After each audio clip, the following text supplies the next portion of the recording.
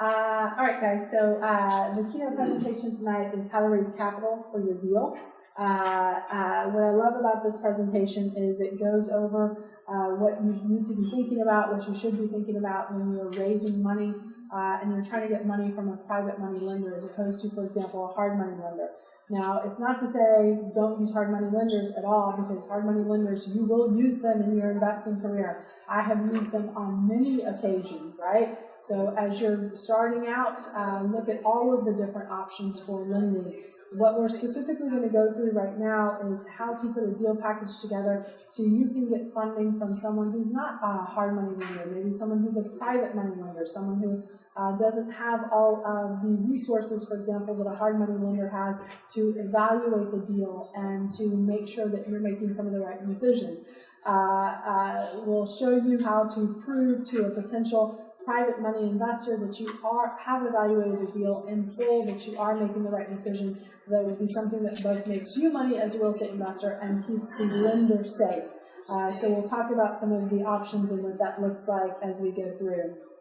Let's see, overview. So again, your goal in this process when you're trying to get a loan from someone else is really to create a concise, well-organized, complete, coherent package of information that will allow someone to be able to make a decision quickly on whether or not they fund your project. Because we all know when it comes to real estate investing, this business is all about speed of being able to close. And if you have a hiccup with your lender, which I have talked to so many investors who have had hiccups with their lender, you know how detrimental something like that can be. I'll tell you guys, a lot of this presentation is informed from a deal that Phil and I loaned on, where we got the information about the deal. We got the information about the deal on Saturday afternoon, and then we funded it on Monday morning before 12 noon, right? So you want to know how you get something done that quickly. You have all of your stuff together. You have all of your I's dotted and all of your T's crossed. So we're going to talk about what that looks like. That deal that we funded, and and as quickly as we possibly could, right? Because we got the call over the weekend. The folks who came to us and asked us for the loan had everything completely lined up, but they had a lender who ultimately did not. What was funny about this deal is when they called me on Saturday, they said, well, Shanoa, we closed on this transaction, but we were not able to fund it because the lender never showed up with the funds, which that kind of sucks, right? That's a technical term, but that'll ruin your day, right? And what was terrible is the sellers had were supposed to be leaving the country with their money, but they couldn't leave, they couldn't go because they couldn't get their money because they couldn't close because the lender didn't show up. I was able to show up because it was such a good deal and because they put together such a beautiful package for me to make a decision very, very quickly. So let's talk about some of the things that need to be part of that deal package so you know what to put together to be able to get something funded quickly. Ideally, your package should include everything an investor needs to make a decision. We're going to go through what that looks like as part of this presentation. And ideally, all you want your lender to do is just go and verify, is that ARV right? Are those repairs right? Are all of the things that they've put out in terms of the timing and the amount of time they're going to need this loan correct as well? Know your investor, know your lender, know your expectations. Every hard money lender has roughly a superset and the 80% of them will all use about the same stuff. When it comes to a private money loan, however, man, anything can go, right? But if you want to set yourself up for success, you want to present that loan in the same way, for example, that you would present it to a hard money lender who's looking at funding your loan. The more professional the appearance of your deal package, the more credible the opportunity will be, and the faster you will get it funded. And again, ultimately, in the business that we're in, fast speed is really the name of the game in terms of being successful and being able to close on time. Some of the key things that you should always have in your deal package are just some of the basics. If you're not hitting out just some of the basic stuff, there's no way you're going to be able to get a loan. If you're sending somebody a text saying, hey, can you give me a loan on a house on Johnson Street? Like, I'm going to say, well, what city, right? Or is this Austin? Is this Round Rock? Is this Irving Street? Where is this place? Give someone the information that they need to be able to successfully fund your loan. So be as thorough as possible, but at a minimum, give what the ARV is. What does ARV stand for? After repair value. Okay, good, you guys got it, that's awesome. After repair value, also known as the comps, the comparables, the CMA that you get from the realtor. So make sure that you've got that listed there and included in your deal presentation. Make sure that you have a list of all of the repairs that you're going to be making on that property to be able to pull that property up to what we call the ARV, the after repair value. And I'll give you some tips for doing that as well. And make sure you process it and push it through the formula. What's our real estate investor maximum allowable offer formula? 70% of the ARV minus repairs. So, for example, on a $300,000 house that needs $50,000 in repairs, what is your offer? 300. I do the same one almost every time. I changed it up a little bit, but 300,000 times 70% is 210,000. If it needs $50,000 in repairs, then your maximum allowable offer is $160,000, right? So you want to show them that, yeah, no, I've got a deal. Because for me as a real estate investor who's funding other people's projects, I don't want to fund your deal if it's not actually a deal. So I'll tell you, I had one real estate investor come to me, and people just don't think about the things that come out of their mouth, the things that they say. And she said to me this, she said, Shanoa, I have brought this project to 5 hard money lenders. And every single one of those hard money lenders said, no, I'm not going to fund your project. But you, Shanoa, I think this would be an excellent project for you to fund. And I'm thinking, are you kidding me? 5 really smart people told you that you are an idiot, and you're still not listening, right? And how big of an idiot do you think I am that I would fund this deal that we had 5 other people say no to, right? So guys, does anybody here want free coaching, free advice? Yes? Yeah, take your deal to a hard money lender, and if they say no, listen. Right? Listen to the best free coaching and free advice that you have. And it's funny, the way she's trying to sell to me is, you know, this is a very special property. This is a very unique property. This is like, all of these things like special and unique, those are not valuable things in real estate if you want to resell it, right? And that's where you ultimately I get my money back, and that's where the investor gets their money back as part of the process. So, and I see a lot of investors who will go very thin on their deals, meaning instead of doing a 70% of ARV managed repairs offer, they'll do an 80 or an 85% of ARV managed repairs offer. Well, that's roughly all of the profits in that deal. And I don't want to loan to someone who's not going to make money, right? I don't want to loan to someone who's not going to be successful, even if I'm going to be successful. How many of you guys have read the book, The Richest Man in Babylon? The Richest Man in Babylon. So that's one of the books that kind of comes up with that principle. I think the chapter is roughly called "Don't Make Loans to Idiots," right? I mean, it's like don't loan to someone who's not going to be set up for success. Don't loan to someone who's going to fail, thinking that you're going to win on the backs of their failure. So be sure to have this information out. And guys, again, no one, if you are lending money, just remember this. No one is going to spend your money. No one is going to safeguard your money like you are going to spend and safeguard your money. So sometimes people, especially if they're new investors, get really excited about the possibility of that house and just want that experience, right?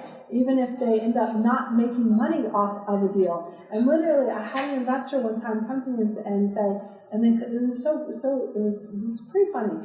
She was completely uncoachable, and she just laid it completely out on the table. She said, you know what, I want you to review this deal for me, but I just want to let you know that even if you tell me no, not to do it, I'm still going to do it. Like, what? So you want me to just waste my time to do this? And she's like, well, basically, yes. And so I just went through it just very quickly, and I said, I think if you do this deal, you're going to lose somewhere between $10,000 and $15,000. And she's like, Okay. And she was struggling, right? Because she wanted that first deal. I mean, for some people, that first deal, that first experience, that first opportunity is like, that's where they don't mind if in the process of cutting their teeth that they also lose money, or they're not even looking at it eyes wide open. They're not going in with all the information. So she did not end up doing it. I mean, I'm just like, these are the numbers, and they're not lying. Just let's go through them. And but sometimes you don't get so tuned into a deal. Don't get so excited about your first opportunity. Don't become a motivated buyer. For us as real estate investors, we work with and we make money working with motivated sellers. We lose money the second that we become the motivated person in that equation, right? So make sure you do your analysis and due diligence. Make sure you run it through the formula. Make sure you have the right stuff. So what do I expect in a deal package presentation? This is really what I'm looking for. I want to see pictures of the subject property. I want videos of the subject property. I want you to have done an analysis file. Something that one of my business coaches taught me very early on is anytime you look at a deal, don't just look at the best case. Look at the best case, worst case, most likely case. And what I see is most new investors, when they're doing a deal, they only look at one case scenario. What is that? This is the best case. This is the best case on steroids because they take the highest ARV that no other home in the area is sold for, but theirs is going to be unique and special, right? And then they take the lowest repairs, which are roughly the make-ready repairs, which is equivalent to getting a house to sell at this level, not at this level. And then they say, I'm going to finish this project in 2 months and I'm going to sell it in a month, right? Because there's the days on market. And understanding that days on market is just how long it takes to go into contract, not how long it takes to sell, right? So again, yes, that's if sunshine and rainbows start shooting out from your house, right? But that's not always how real estate investing is. In fact, one of my favorite quotes is this one. You guys can tell me who said it. My rehab project came in on time and on budget. Who said that? No one. Said no one. Ever, right? So if you are just going in best case scenario, you're probably going to miss something. You have the opportunity to maybe lose some money on that too. So always do best case, worst case, most likely case. Include the key deal points. Obviously, we talked about ARV, the repairs, running it through the formula, what your purchase price is. Really, I've written gross profit up here. That to me is kind of like TV profit. The truth is, I don't care what your TV profit is. I want to know what your real profit is. That's going to include holding costs. That's going to be including buying costs. So you're going to pay title commitment when you buy. You're going to buy insurance when you buy. You're going to pay legal fees and escrow fees and recording fees when you buy. You're going to have holding costs all the way through, right? Whether that's utilities, whether that's property taxes that are building up over time. And in the time that you go to sell it, guess what? You're going to pay escrow fees again, and legal fees again, and title insurance again. And maybe even you're going to buy a survey. Maybe even you're going to buy a home warranty. And you're going to pay a realtor, maybe somewhere between a 3 and 6% commission to put it on the market for you, right? And then you might pay some of the buyer's closing costs, right? So all of these things happen. So I don't necessarily want to know your gross profit as much as I want to know what your real profit is at the end of the day. So show your net profit, and that really shows me that you've looked at it eyes wide open. Also, show your project timeline. I want to go over what that really looks like for you guys so you can understand that. Exit strategy, you're going to buy, fix, flip it, or you're going to hold it as a rental. You have some other exit strategy with it. I want to know what that looks like as well. Describe the area, what's going on in the area, the types of homes that are being developed, any other activity that's going on in the area. Because if I look at it from Google Maps and I say, oh, this house does not look very good, but you say, yeah, I know a lot of the houses on this street don't look very good, but the street right behind it, they're completely renovating and tearing down and making all this project. That's good for you to tell the lender so that they don't automatically say no to your project. Contractor bids. So what I'm looking for when it comes to contractor bids is, again, I want to make sure you've done your due diligence. So I want to see a copy of what a contractor has told you they're going to need to be doing on this property. What I'm looking for are a couple of different things. Number one, if you tell me that you have a $50,000 renovation budget, I'm going to look for at least 5 pages in terms of the scope of work that contractor gave you in terms of a bid. So for every $10,000 you spend, you need at least a one-page scope of work to go along with that bid. Too many contractors will give you a bid that says, fix house, $60,000, half due, now would be good, right? So if that's all you're showing me, that's not going to give me enough detail. That shows me that you haven't gone through, again, the due diligence process, which is really, at the end of the day, the difference between success and failure as a real estate investor. You still have to do work, and this is a fun business to be in, but you still have to be on it, and you still have to do the work. The other thing that I want to see from your timeline is if you have a $50,000 renovation project, I want to see what you think it's going to take you to finish that project. Usually you're going to spend on average roughly $5,000 a week on average. So if you have a $50,000 renovation project, that means that you're going to be spending, that means it's going to take you about 10 weeks, right? Now, at the beginning of the project, you're going to be spending a lot more money than that $5,000 a week. And at the end of the project, you're going to be spending a lot less, but that's just the average for me to come up with how long it's actually going to take you to do that project.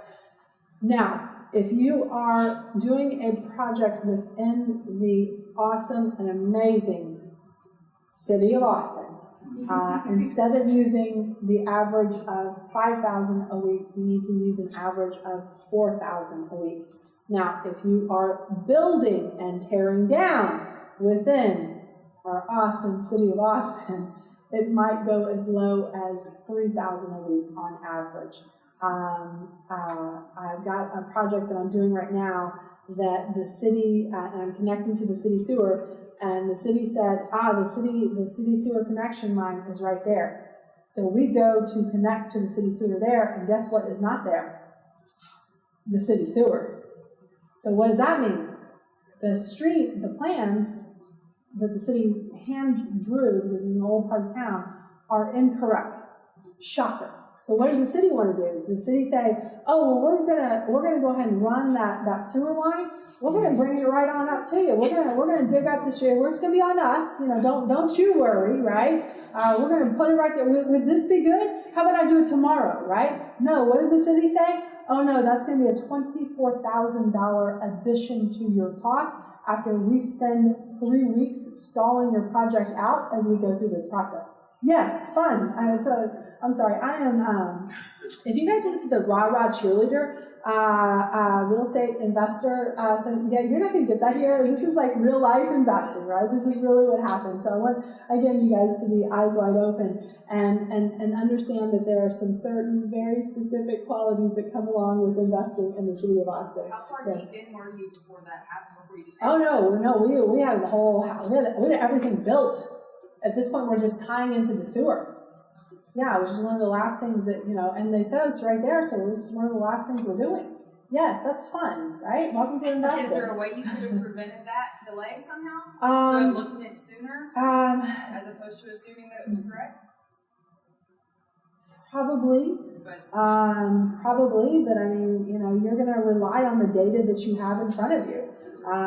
You're going to rely on the data that you have in front of you. You're going to assume that the city drawings are correct, and they're correct about 80% of the time, right? So when you're getting your bid from your contractor's not taking that line all the way down there. This is kind of a very special situation where we were taking 2 lots where one house was built on it, tore down that one house, and then built 4 different properties on this lot that were tying in using the same driveways, some easements, some other cool stuff that we were doing. That the city just kind of like gave us the slap down. That's the official term I think that they use at the city. There will be surprises. I mean, I gave you that quote earlier. My project came in on time and on budget, so no one ever. You know, the builder that we're building with has been building in the city of Austin for the last 15 years. You know, and stuff surprises him all the time. If you are a real estate investor and you say like, I know it all, yeah, no, you're out of sync, because you should be learning something new, and sometimes they're painful lessons, but you should be learning something new as a real estate investor every day that you are out there investing. These things are always changing, especially when it comes to the city of Austin and some of their. I'll tell you one really funny story. One of the projects we did. The city had mapped the sewer and the water lines and the electrical lines incorrectly. And, we told them it's pretty obvious that those lines are along this road here and not going straight up this hill that has a rock formation that has not been moved in the last, 200 years. And the city's like, well, okay, we'll prove it to us. It's like, well, how do you prove it without excavating that entire area? So literally, I'm not shitting you. We got someone to come out with a divining rod. Do you know what that is? I don't even know what that is. Like somebody holding a stick and going like this and saying, yes, the water's over here. And that's what we had to do with the city. It's ridiculous. I mean, so if you think that working with the city is going to be this would be they're here to help, right? It's like whenever you hear the phrase, we're from the government and we're here to help, you're in trouble. So just be aware, again, when you're working within the city of Austin, that some odd stuff happens more often than you would think. Some other stuff that you'll want to include in your deal presentation package. Just take out all the city of Austin jokes because no one writes to that except people as they're drinking and complaining. I don't know. But you'll also want to have your CMA. So we'll go through what a typical CMA package needs to look like for you to be able to pull together information to be able to get a loan. Now I will tell you too, if you ever go up to a potential lender and say, I want a loan, and the lender starts asking you questions like, well, what is this property worth? If you ever find yourself starting out a sentence to answer that with the words, well, and that kind of inflection, that kind of tone, that kind of body language, this was just kind of really hard to comp. So you just told me that you cannot comp this property that you want me to make a loan to you on. This conversation is not starting out well. So what I tell investors at every turn when they are looking at properties to fund, right? Think like a bank. Think like a bank. No, it's got to rhyme. So yeah, lender. Think like a lender. What are you thinking? Think like a bank, okay? Think like a bank. If your end buyer's lender says, I can't find any comps, do you think they're going to say, hey, where can I wire the funds for you to buy this house that doesn't have any comps? No, Wells Fargo is going to say, I don't want any part of this, right? I want you guys to think the exact same way. And hey guys, if you guys are interested in commercial and or multifamily real estate investing and you have not yet joined membership, would you raise your hand if you're interested in commercial multifamily? So we have some additional commercial multifamily training, and Graham in the purple shirt right there, he can help you out with that if you want to go and see him. And I also want to say, Graham's giving me that look like, hey Shanoa, don't forget I've got 4 kids at home and I'd like to go and see them at some point sooner rather than later. So can you please stop telling stories about divining rods and the city of Austin? Yes, Graham. So guys, if you have not yet joined membership and you want to join membership, please see Graham. He's going to wave again in the back. He'll get you in and out really quickly. So the next story I talked about divining rods, you won't miss it. You won't miss a thing about divining rods. But if you want to join, Graham will get you set up. He'll have you in and out super quick. Thank you, Graham. Appreciate it. So in your CMA, have comps. Don't ever say, well, it's hard to comp, anything like that. Get your time frame right. Only go back 6 months. If you have to go back a year, I'm going to think something's wrong with this area. So again, know that you're raising a yellow flag, possibly a red flag on that. Do a summary roll-up of the entire area. I'll show you what that looks like for that entire neighborhood, and then break out some of the specific comps that you are going for with specific pictures. What am I looking for here? If your comps that you're saying, I'm going to get $300,000 for this house, if your comps have my favorite colors, granite and stainless steel, I'm going to want to make sure that in your bid, your detailed scope of work, that also shows my favorite colors, granite and stainless steel. Because if these things are not working together, that again is going to raise a yellow flag, and I'm going to think either you don't know what you're doing, or we're going to have a problem at some point down the road. So be thoughtful of that. Also want a detailed map of the area, and I always look at both months of inventory and days on market. Karina, you had a question? I was wondering if there's a tool that talks about like the crime rates and stuff, because Austin does a really good job of ignoring what's actually happening in that area. They keep it out of the news. Yeah. And so, do we have a way of comping that? Comping crime rates. Well, just like seeing what the activity is. Is that something that's publicly available, a tool that we have? It is. I don't think you will necessarily need it when you're doing comps for a property. I think what will inform your decision will be the other sales in the property, not crime that's going on in the area. Again, just kind of going back to that, think like a bank. They don't pull that when they're looking at making loans. I don't think you need to either. It's kind of implicit, if you will, in just the value of the houses that are selling in that area, right? All right, so let's look really quickly at some of what these comps look like. Let's see here. So, for example, this is the 290 I-35 area, I think 7723. So this shows all of the properties in this particular neighborhood that are both active, pending, or recently sold. Let's say that your subject property is here, and knowing that Berkman is a major street, any street with a yellow line on it is a major street and should be one of the parameters that you use as you're doing your comps. So for me, I will pull out, if my subject property is right in here, then I will only pull, for example, 51st to Cameron to 290 to Berkman. Now you can see I kind of went outside of the lines up here. I went a little past 290 and a little past this on 51st Street. I just want to show you what you can do when you are comping property in the MLS. You can draw whatever shape you want. And that's one of the really cool features of the Austin MLS, that you don't just have to go, oh, show me properties within a mile of my subject property, or show me properties within a specific neighborhood, but you can actually use the drawing tool to pick out specific properties so that you make sure you have your comps correct. So not only can you do that, so I like to see a map. Here are all the comps in the area. Here are the comps that I chose. And here's a summary of what all of those comps look like. So in this summary, it's called a quick CMA in the Austin MLS. It pulls out both the active properties, the pending properties. So active, why do I want to see active?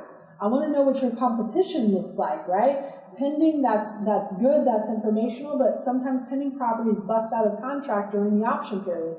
But I also, most importantly, I want to look at your sold data and what those sold data that tells us in terms of both average and median prices, in terms of what things are selling for in that particular area. This informs me as a lender. This shows, yeah, you've done your analysis and your due diligence. You pulled the right properties that are good comparables for your subject property. I feel comfortable about your analysis. This helps me make my decision and helps me make my decision very quickly. Again, I want to see the specific properties that you're pulling out of the MLS that are true comps, and you say, okay, this house sold for $375,000. My house is going to sell for $375,000. It's going to look roughly like this by the time that I'm done, and my scope of work is going to match what this property looks like, right? So make sure all of these things are running together. Show the pictures so I can see what the inside looks like to prove that it's a good comp. Special considerations, especially here in the Austin area, we have properties that are in the historical districts. We have something called neighborhood overlays that go beyond what the city permitting requires. So specifically Hyde Park has a very hardcore neighborhood association that they want to kind of preserve what that Hyde Park neighborhood is. So they have overlays that extend beyond the requirements that are required by the city of Austin, so do be aware of that. Of course, permitting, sometimes just getting that permit can take you several months to get that, especially if you're getting a demolition permit, and especially if it's in an older neighborhood, and especially if they think someone of significance may have lived there in the past. Yes, it's getting a little crazy. So they're trying to just kind of shut down your ability to get the best and highest use out of your property. Thank you, City of Austin. What is the old person's? If there was someone who possibly lived there who was part of anything that is in our Texas history. And literally they will make you kind of do a little bit of research these days, because what they're trying to do is they're trying to preserve some of these older houses in these older neighborhoods. For example, my mom, who lives in the Zilker neighborhood, there is a church on Bluebonnet Street that was one of the first black churches in the area. And that building is like about to fall in on itself. But the city says, nope, you can't redevelop it, you can't tear it down, regardless of the condition it's in, because it is a historically significant site. But the city of Austin's not going to reinvest in that to bring it back to its own. So it's can be quite interesting and entertaining. That's why when you are tearing down and rebuilding in the city of Austin, you want to make sure your feasibility period or your option period is long, to make sure you have time to look into these types of crazy things. I'm sorry, I'm trying to be diplomatic here. It's quite difficult. So I'm gonna take my soapbox away and this is just how it is. So just figure it out. Did you have a question? Yeah, I do. So I'm looking at a home right now in Austin that clearly has had an addition. Yes. That might be permitted, might not Permanent-ish, be. yeah. So I went online, my husband actually went online and found something attached to the city of Austin that it looks like it is permitted. Is that trustworthy, or what's the best way to find out if that's Great question. So a lot of people will go to just traviscad.org and say, well, they're clearly taxing on the entire size of the property. And traviscad.org, it lists the correct square footage, including that addition. There is a difference between what you are getting taxed on from the county versus what was permitted from the city. So don't confuse these things and think, well, I've been paying taxes on it, so it must have been. No, that's not the case. Or the city must know that. No, that's not the case. I'll tell you a story about a property that we own on Craigwood Street, where when we first bought that property, the prior owners had done a garage conversion. And based on the height of the shag green carpet that was in there at the time of our purchase, we predict that conversion was done in roughly 1975, okay? About 3 years ago, the city of Austin came to us, even though we were paying taxes on that converted amount through the county, right? The city of Austin came to us and said, hey, we think we have an unpermitted addition or conversion, and we're gonna need you to, number one, permit that, and number two, bring it up to 2018 standards. And I'm like, wait, what? No, I mean, somebody did this like 25 years before I even bought this property. I'm sorry, ma'am, we don't really give a crap. Technical terms, right? We don't really care. We've got to go through this entire process. So the way that you find out is you go to the City of Austin Permitting. You can pull the permit history on each property. So you can see whether or not it was permitted.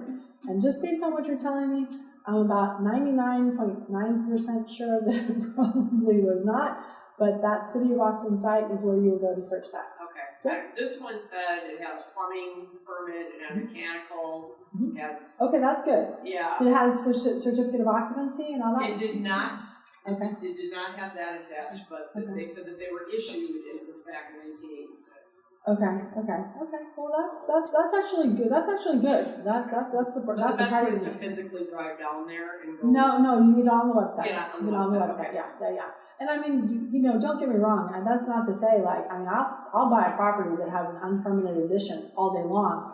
I just know that that's a risk that I'm taking, and at some point the city's going to come to me and say, hey, we need you to get all this fixed, right? So, or bring it up to current code.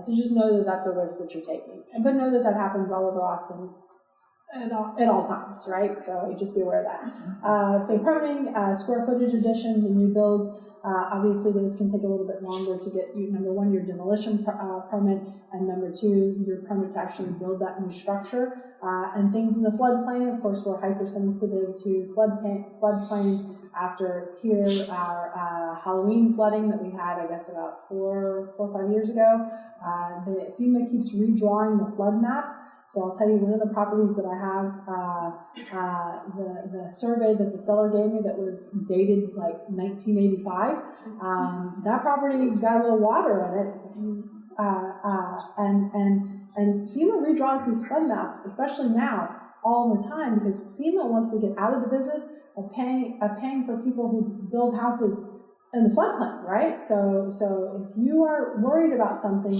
get an updated survey, okay? That's one of the big things that you need to look at. And do be aware that houses in the floodplain usually, not always, but usually sell for less than houses that are not in the floodplain.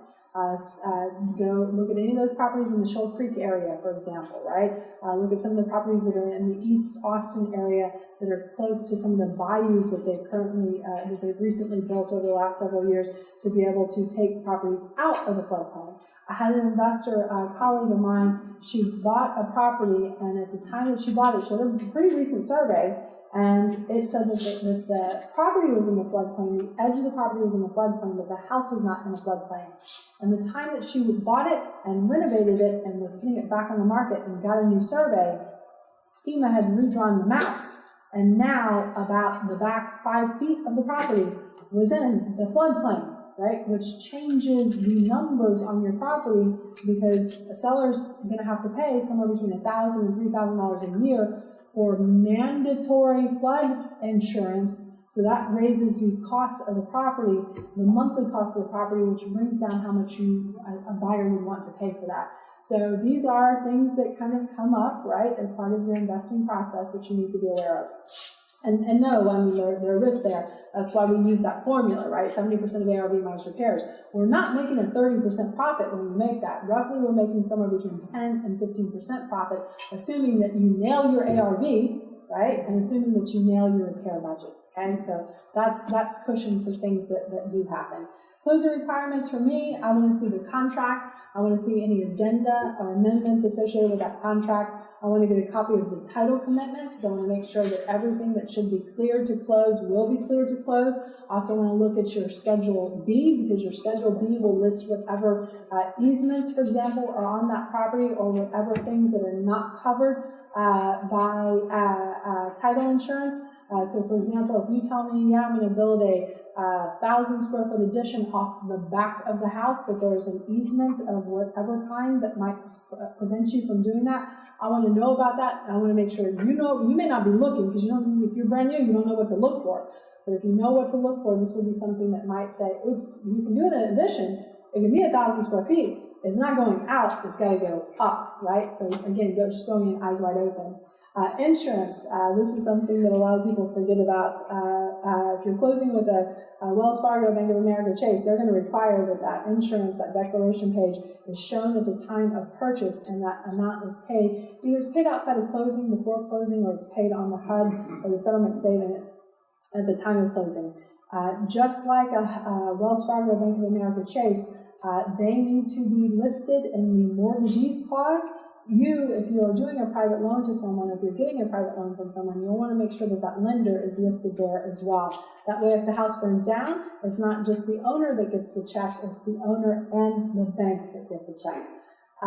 Mortgagee's title policy, just a little bit, that's another couple $100 to protect the lender in terms of they're giving them a title policy as well.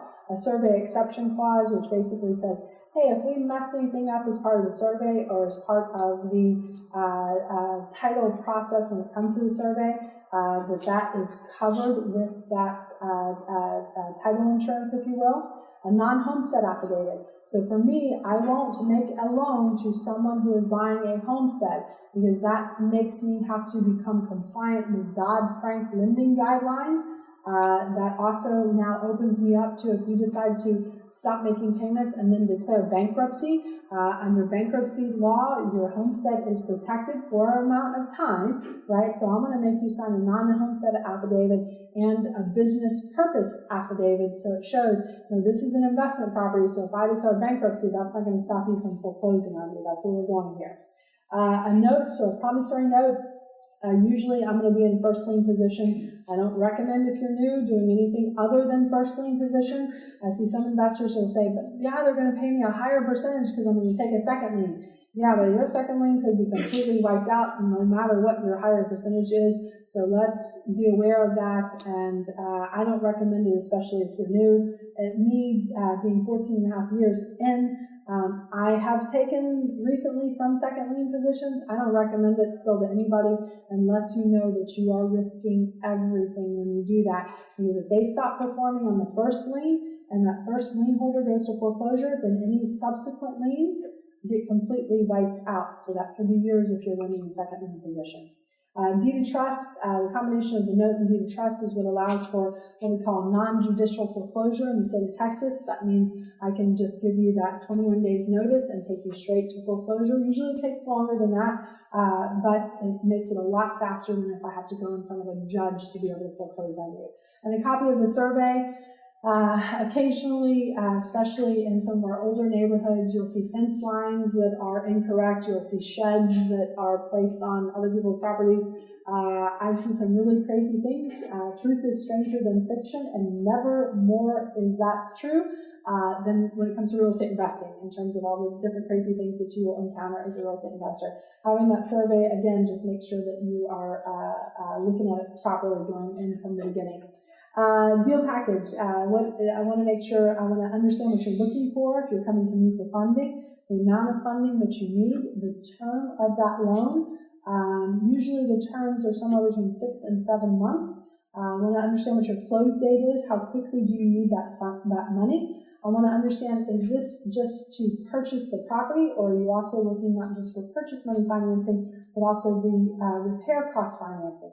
If you're also looking for the repair cost financing, again, in your scope of work, I'm going to want to see a draw schedule so I know when I'm going to be making these extra payments to you. A lot of times, instead of just loaning for me personally, I'll partner. It's always great to, if you're your first deal, to partner with someone who can give you some of the tribal knowledge, both the good stuff and the bad stuff that they've experienced, so that you don't make mistakes through the process. How much does the money cost? Hard money lenders typically charge somewhere between 2 and 5 points. So if you're getting a loan for $200,000, you're going to pay somewhere between 2 points, which would be $4,000 on that loan, or up to 5 points, which might be $10,000 on that loan. So just be aware of what money costs you. Again, that's why when you make a 70% of ARV managed repairs, your profit's not 30% because you're making your holding costs, right? Typical interest on a hard money loan, 12 to 15% interest rate. Private money, a little bit cheaper. Friends and family, sometimes they don't even appoint. What is that, right? So a lot of times when you're getting a loan from friends or family, you just need to ask the question instead of, here's what I'll pay you. Just say, hey, what would you like to get? I can pay you above what you're getting in a CD, above what you're getting in a mutual fund, above what you're getting in the stock market. What would make your day? And sometimes you'll hear someone say, well, gosh, if I get 8% or 10%, I'd be thrilled. They don't even know or think to ask for points on that loan because, again, that's not the business that they're in. So find out what they want first. Types of money that are available to you as a real estate investor.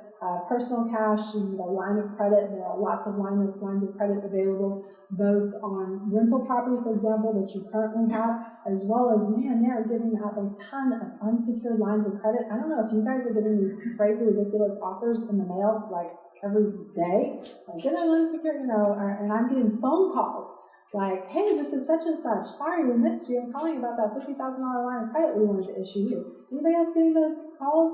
Like, that is creepy. Like, and it's always like a local number, and it's always the same person. I keep blocking, and it's like, and then they just get another number. It's just driving me bananas. I can't block them fast enough. So lines of credit, hard money lenders, obviously private money lenders, traditional bank loans, owner financing, self-directed IRA, of what Katie talked about earlier. I will say I've got a little note by personal cash and a little saying, a fool and his money are soon parted. You guys in here are all smart people. I can just tell by looking at you. You guys have all been successful in whatever line of work that you are currently in. Congratulations. You guys have degrees, and many of you guys probably have advanced degrees. That's fantastic. You've saved money. You're smart. You know how to run a spreadsheet. That's great, okay? I see a lot of smart people just like every single one of you in this room. who make really dumb decisions in real estate investing because they don't have a third party to put eyes on their deal. So they'll say, I don't need to get a hard money loan on this property because I've already saved up $500,000. A wholesaler brought me this deal. They asked me for a $5,000 non-refundable deposit. I gave it to them because the numbers looked right. They gave me the ARV, they gave me the repairs, they even gave me the repair bid of a contractor who will actually do the work for me. What does that sound like? A setup. Sounds a little too good to be true, right? But then you get into the setup, so you pay this $5,000 non-refundable deposit. And just to be clear, guys, when these folks say $5,000 non-refundable deposit, let me explain to you their definition of non-refundable deposit. You're not getting your money back under any circumstance. The end, okay? They have experience doing this. So I will say, guys, don't just, if someone is giving you the property, giving you the ARV, giving you the comps, giving you the repair list, giving you the repair bid, setting you up with maybe a lender, taking you to their title company, and making money off of you? I mean, think about it, right? Should they be giving you the information that makes the deal look the best, or the information that makes the deal look like what it really is? I had someone come to me, and they got a deal from one of these wholesalers, and they said, well, Chanel, they gave me these 3 comps. Here's what it is.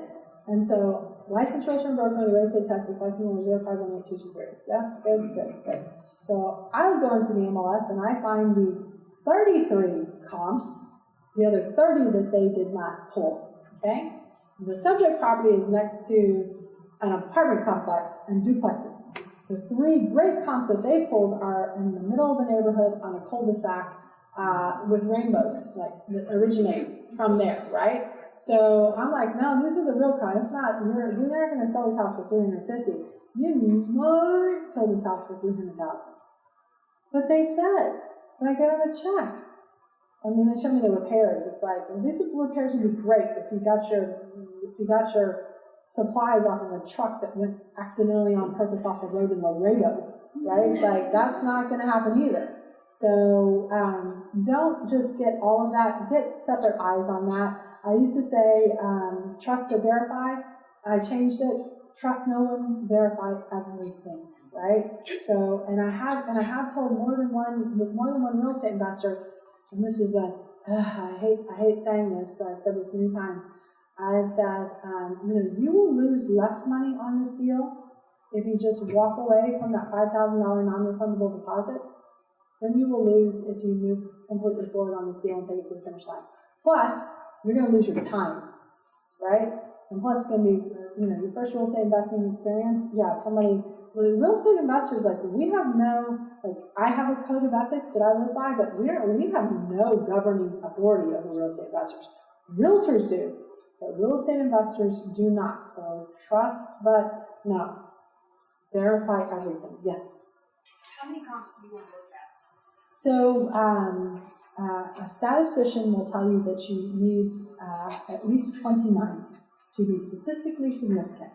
But the truth is, some properties you may only be able to get 3 to 10 comps. And those 3 to 10 comps are going to be good, need to be good comps. Now, when your lender's appraiser is going out there, they're usually going to pull at least 5 comps.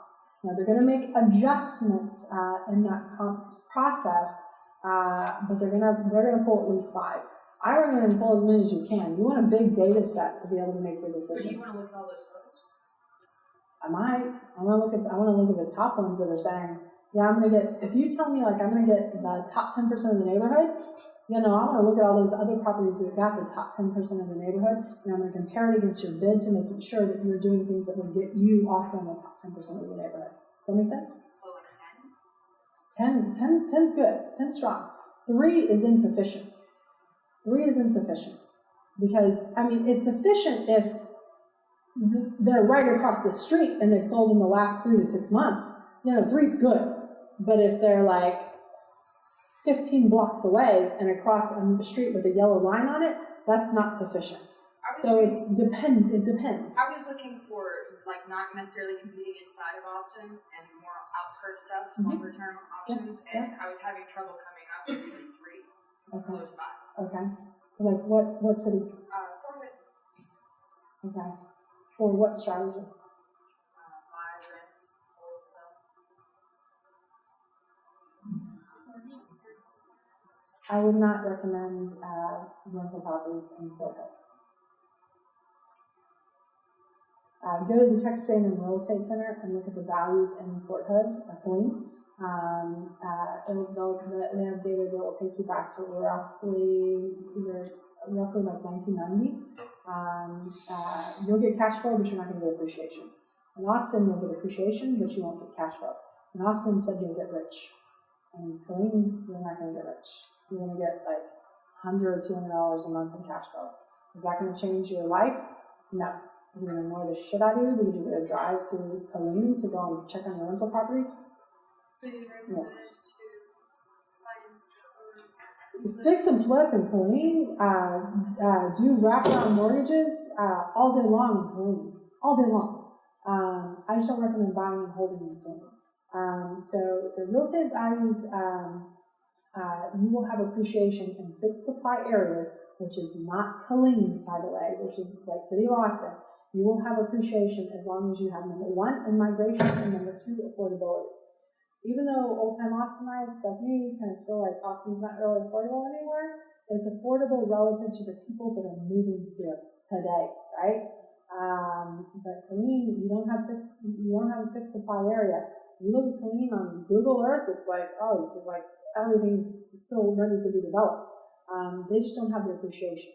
So you're gonna, at some point, what happens with the landlords in Killeen is like, well, this sucks. I spent 20 years and I got some cash flow, but I bought it for 100 and now it's worth 120. Versus in Austin, yeah, you're gonna pay a lot more for this Austin thing, but it's gonna go up 100 to 150. Like Alan, your properties, yeah, they're gonna kill it. Versus like if you're investing in somewhere else, you're gonna try and it's gonna be depressing to you over time. Yes. Where do you consider paying a realtor to do some of those for you? I've done, and I just don't want to do. For rental properties or for No, what? comps. For comps, yeah. What's fair to pay a realtor, not a realtor like you that does other stuff, but Yeah, we're not doing that. run-of-the-mill realtor, right? You, So, price would be high for you. Danny, will you tell them about one of the services you guys offer? we actually have a free market compare tool for you guys. So I would pay nothing. Yeah. So tell them what that is. If you guys have pen and paper, I can actually give you all the link. It's going to be at www.listingspark.com/market compare. And it's a free tool for you guys to use. You can sign up for an account today, free, no charge, no strings attached. So I want to just point this out. So Listing Spark will do it for free. Real Estate IQ, they will charge you. But what else will you do, Joseph? Yeah, so we'll also give you off-market leads, and we'll also allow you to automate the search of the MLS. So you'll get, within an hour if a deal hits the MLS, you'll get an email with that property. So that is called not free, but that is also called worth it. Totally, right? So, if you just want to just run a quick comp, yeah, she's got you covered. If you want like leads and other stuff, yeah, then they got you covered. So, I love all my vendors. Love you guys.